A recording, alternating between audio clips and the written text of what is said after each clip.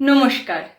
Astro বার্তা with পল্লবীতে আপনাদের প্রত্যেককে স্বাগত জানাই।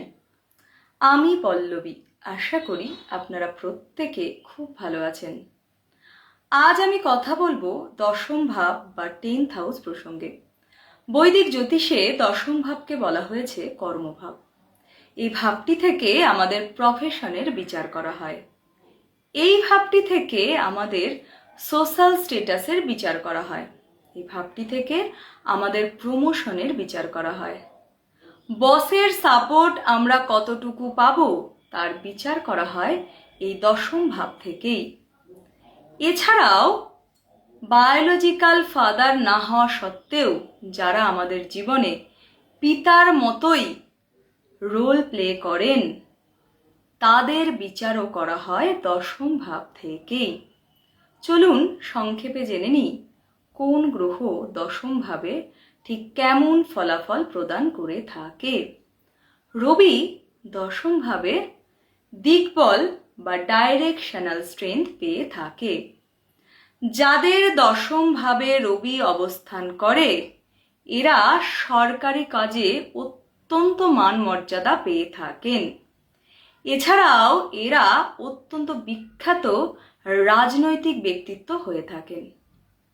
দশম ভাবে রবি যদি আনঅ্যাফ্লিক্টেড থাকে সেই ক্ষেত্রে এরা বস, পিতা এবং পিতার মতো ব্যক্তি যারা আছেন তাদের সাপোর্ট পেয়ে থাকেন।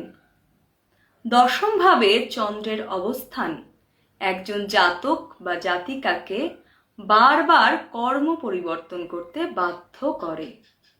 দশমে মঙ্গল দিকবল বা ডাইরেকশনাল স্ট্রেংথ পেয়ে থাকে।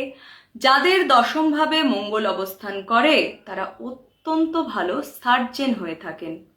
এছাড়াও এরা পুলিশের উচ্চ পদস্থ কর্তা হয়ে থাকেন।